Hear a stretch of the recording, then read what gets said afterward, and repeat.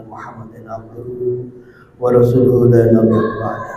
Allahumma shalli wa sallim wa barik ala sayyidina Muhammad wa ala alihi wa sahbihi wa man tabi'ahum ila yaumiddin. Amma ba'du, Bapak dan Ibu jamaah salat Isya dan tarawih insyaallah kita menggunakan Allah Subhanahu wa taala.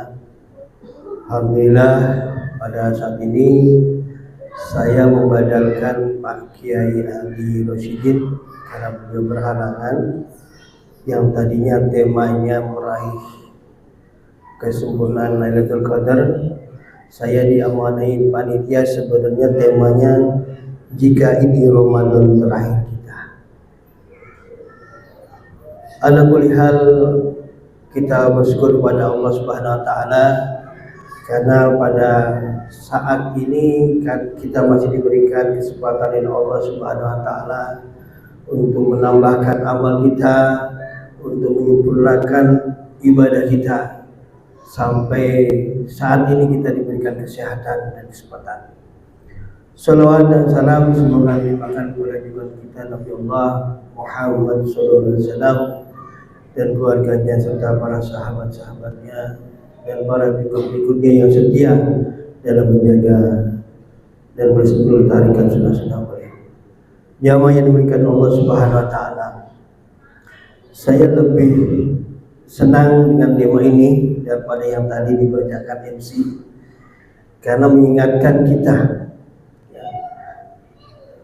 ketika Rasulullah SAW bersabda kepada salah seorang yang bertanya kepada beliau, "Ya Rasulullah, alimni al-Islam al-Wajus."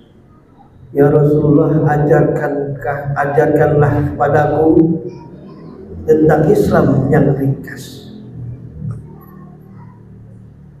Sabda Rasulullah, "Idza kunta fi sholatika fasalli sholatahu wa muwadi'." Sabda Rasulullah SAW, jika engkau mendirikan sholat, maka sholatlah engkau seolah-olah inilah sholat terakhirku.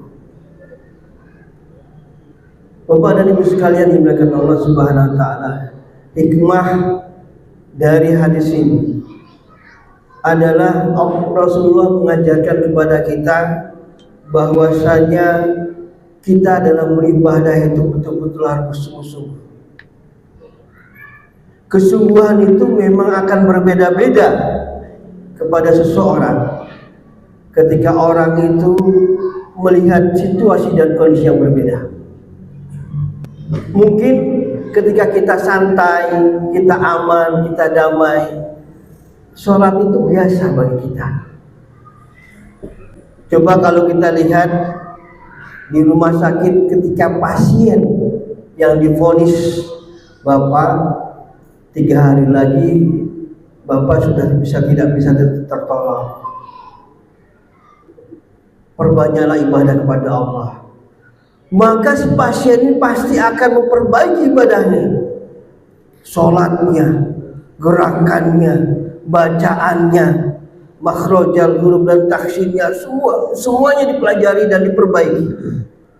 Karena dia berpikir bahwa inilah sholat terakhirku, persembahan ibadahku kepada Allah Subhanahu wa taala.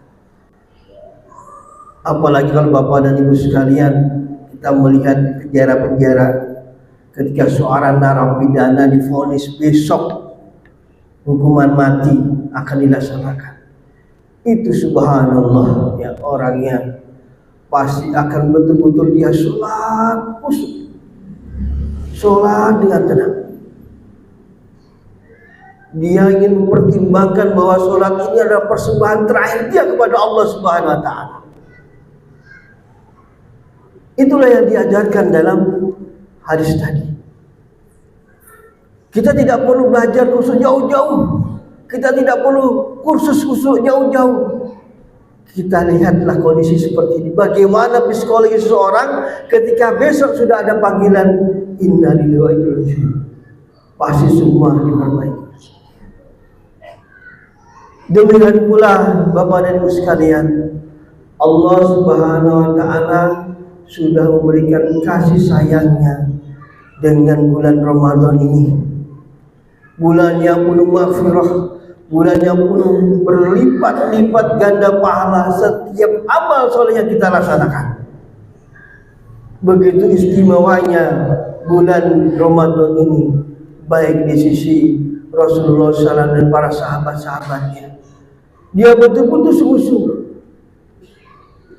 Dan inilah menjadi kerinduan oleh para kerinduan oleh pembuat kebaikan-kebaikan. Yang biasa berbuat kebaikan pasti rindu dengan datangnya Ramadan. Karena setiap amal soleh yang kita berbuat itu akan digandakan.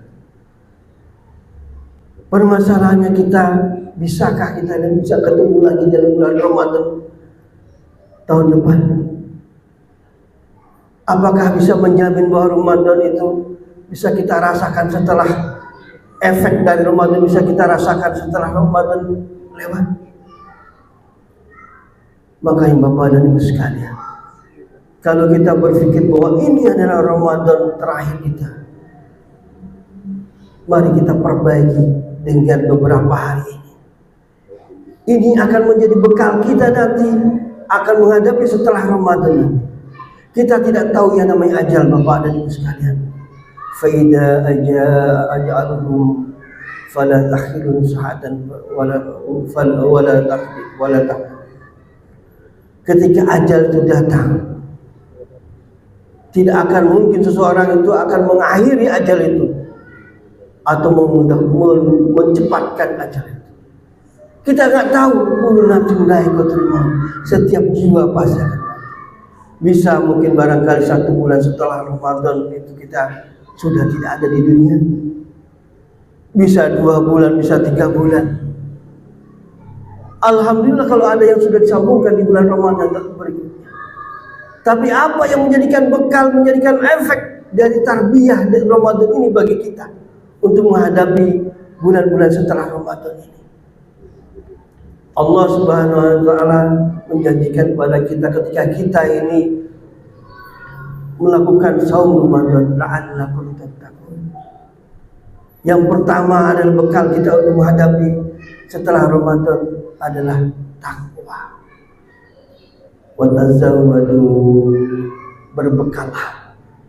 Karena kita tidak tahu setelah Ramadan itu bagaimana. 11 bulan yang setelah Ramadan kita bagaimana? Apakah kita masih sehat? Apakah kita masih gemuk? Apakah kita sudah menjadi orang sukses? Wa'alam bisawab. Itu rahasia Allah Subhanahu wa taala. Tapi kita harus membekali diri kita dengan takwa. Ketika takwa sudah kita bekali efek dari Ramadan tadi, kita insya Allah akan lulus. Ketika ajal kita itu datang, kita sudah siap. Tapi kuncinya bagaimana kita memperbaiki Ramadan ini untuk berdampak baik dengan diri kita. Bapak dan Ibu sekalian, yang kedua, bekal yang untuk 11 bulan yang akan datang, yaitu istiqomah. Tarbiyah, pelajaran yang sudah kita rasakan di bulan Ramadan, bangun sahur, sholat tarawih, qiyamul lail, sedekah, tilawatul Quran yang sudah kita rutinkan. Bagaimana kita ini mengistiqomahkan, melanjutkan di bulan-bulan selanjutnya. Jangan berkurang, bahkan harus kita tambahi istiqomah. Inilah yang rahasia dari Rasulullah dan para sahabat-sahabatnya ketika Rasulullah ditanya, "Qul amantu billah fastaqim." Katakanlah engkau beriman kepada Allah dan istiqomah. Ketika kita sudah diajari oleh bulan Ramadan ini dengan berbagai amal soleh, mari kita lanjutkan di bulan-bulan selanjutnya. Ini menjadi bekal kita nanti. supaya kita bisa menghadapi apa yang terjadi nantinya. Kita tidak tahu. Mumpung ada beberapa hari sisa ini, Bapak dan Ibu sekalian, kita perbaiki, terus perbaiki. Kita atur manajemen diri kita dalam melakukan ibadah-ibadah di bulan Ramadan ini. Bagaimana tilawatul Quran kita, bagaimana tarawih kita, bagaimana qiyamul lail kita, bagaimana sedekah kita manage dengan baik. Kalau ini sudah terbiasa menjadi kebiasaan pada diri kita, kita enak dalam bulan-bulan Ramadan yang akan datang. Bapak dan Ibu sekalian yang dimuliakan Allah Subhanahu wa taala. Yang terakhir, bekal yang harus kita rasakan bahwa Ramadan ini seolah-olah Ramadan yang terakhir bagi kita, yaitu janganlah bosan berbuat kebaikan. Allah Subhanahu wa taala berfirman dalam surat Al-Baqarah, wa ahsinu innallaha yuhibbul muhsinin. Dan berbuatlah kebaikan, sesungguhnya Allah suka dengan orang yang berbuat baik. Ramadan dalam mengajarkan kita berbuat kebaikan, amal soleh. Jangan terputus di bulan Ramadan ini. Terus kita lanjutkan membuat karakter kita karakter yang memang haus dari berbuat kebaikan. Inna rahmatallahi qaribun minal muhsinin. Dalam ayat lain dalam surat Al-A'raf, Allah Subhanahu wa taala berfirman, sesungguhnya rahmat Allah itu sangat dekat dengan orang-orang yang berbuat kebaikan. Maka janganlah bosan berbuat kebaikan. Terus kita berbuat manfaat kepada orang lain. Khairukum anfa'uhum linnas. Sebaik-baik kalian adalah orang yang bermanfaat di antara manusia. Marilah kita perbuat Ramadan ini yang lebih baik dari tahun-tahun kemarin. Dan seolah-olah bahwa Ramadan ini adalah Ramadan yang terakhir bagi kita, yang mungkin barangkali meninggalkan kesan-kesan yang baik bagi kita dan masyarakat di sekitar kita. Marilah Bapak dan Ibu sekalian, mumpung kita disisakan dari beberapa hari, mari kita atur kembali, mari kita manage kembali untuk bagaimana Ramadan ini menjadi Ramadan yang betul-betul berpahala di sisi Allah Subhanahu wa taala. Mungkin itu dulu kultum dari saya, lebih kurang yang saya mohon maaf. Bila ada kebenaran yang ada dari Allah Subhanahu wa taala dan kekurangan itu datang dari saya pribadi. Subhanallah bihamdika asyhadu an la ilaha illa anta astaghfiruka wa atubu ilaik. Wassalamu alaikum warahmatullahi wabarakatuh.